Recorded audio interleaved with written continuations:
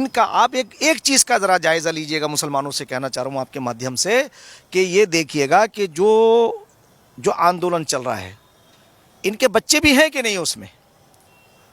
आप आइए, अगर आपको कहीं अलग लग रहा है, आप ओवैसी साहब के बच्चे आगे होने चाहिए। आज इन मुस्लिम पर्सनल लॉ बोर्ड के नेताओं के बच्चे आगे होने चाहिए। जितने ये लोग मुसलमानों को भ्रमित करने का प्रयास कर रहे हैं, मैं सिर्फ मुसलमानों से एक ही अपील करना चाहूँगा कि ये भेड़िए हैं, अपने बच्चों को इन भेड़ियों से बचाइए। इनका मंशा क्या है कि आपके बच्चों पे कार्रवाई हो, आपके बच्चे जेल में जाएं, वो तोड़फोड़ करेंगे तो जेल में जाएंगे। इनका फ़ायदा क्या होगा? उनके अंदर असंतोष पैदा होगा। बिल्कुल।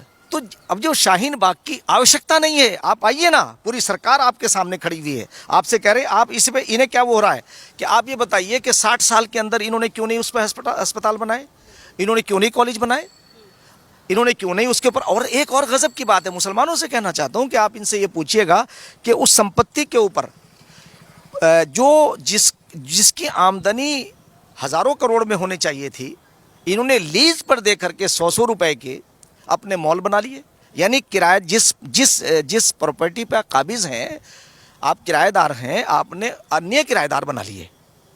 तो वो जो किराया आपके यहाँ आ रहा है, तो आप तो अमीर हो गए। तो ये जो मुसलमान जिनके लिए वो उसकी आमदनी जानी चाहिए थी, आज अगर सरकार ये चाह रही है कि भाई हम वो पैसा इन पे खर्च होगा और उसमें पारदर्शिता आएगी, ट्रांसपेरेंसी आएगी, तो आप घबरा क्यों रहे हैं, परेशान क्यों हो रहे हैं?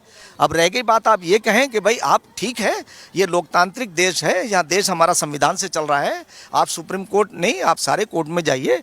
वहाँ भी तो जाने के बाद सुप्रीम कोर्ट ये भी तो पूछेगा कि 60 साल के अंदर तुमने उसका मिसयूज़ क्यों किया। वो राजेंद्र सिंह सच्चर की उस रिपोर्ट को भी तो कभी तो अध्ययन करेगा कि उन्होंने ये कहा कि जो 170 करोड़ जिसके इस वक्त जिसकी आमदनी है, उसे 12,000 करोड़ बनाया जा सकता था, आपने क्यों नहीं बनाया।